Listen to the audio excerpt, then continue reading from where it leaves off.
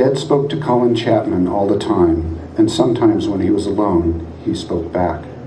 But today was different. He was on his way to Sun and New Horizons of Knowledge, the Scripps Conference on the Future of Genomic Medicine 6. The only thing missing was Heather. Sweet is this dream that awakens me alone in our bed. When it snows, everything is light, softening the darkness below. I still hear faint whispers of your voice among the trees. Arthur looked away sheepishly like a child caught stealing a piece of pie. "Yes, miss, I still have them," he whispered, "and a slate." "Wonderful. Get to work then. My room is yours." Lillian handed Arthur a ruler and walked into the parlor. Arthur rubbed his forehead with his right hand. "She's planning something," he said. "Her sister gets that same look in her eyes. I don't know what it is, but she's planning something." "How's your love life?" friends would ask as they chuckled along with their question. I know my love life is great. My close friends and relatives love me, and they tell me so. The two men in my life remain friends. This love I feel for others puts a smile on my face, a beat in my heart, and an excitement in my life. She hadn't looked at me the whole time we were talking, and she didn't look at me as she followed Jenny upstairs.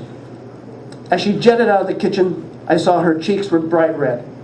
When Laura is feeling guilty about something, she blushes. She can't help it. She just does. I sing tonight of a red-haired girl who fills my mind on restful days. She roams the hills of a far-off world, skipping through grass and solar rays. Invisible, I watched her seek lilacs dressed in morning dew. She saw herself in the crystal creek. Did she see my glance reflected too? The dogs, they ceased their barking, put a howl upon the wind. The rose, she stays sleeping, her beauty tucked within. The gray fog a mournful distance kept, the sodden pillow for the sky.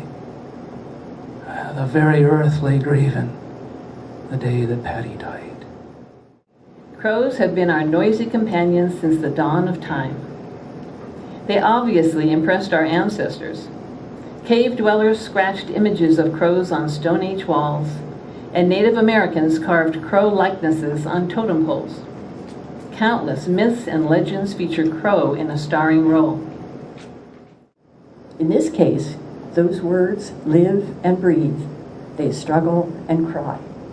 Most importantly, people have converted Mother's words into actions of love, and the world has been changed for the better. We can do no great things, said Blessed Mother Teresa, only small things with great love. The dog didn't even sense me. He was engrossed with shaking Rocky's limp arm. Neither did he see the rock that would return him to hell. I pounded the granite into his skull and pounded until I couldn't tell the dog from the dirt melting into the mud. I stopped. The dog was still. The air was still. I heard nothing but the groan from my little sister. I cried because I knew the difference between what was and what should be. Molly, look! Rainbow. Purple and blue, green and yellow, orange and red. Beautiful. My father paints rainbows too. My father makes the world wonderful. Your father, laughed Molly, is a very busy man. Grandpa smiled and shook his head, held out his knotted finger, and rang the bell anyway. "Let me do the talking," he said.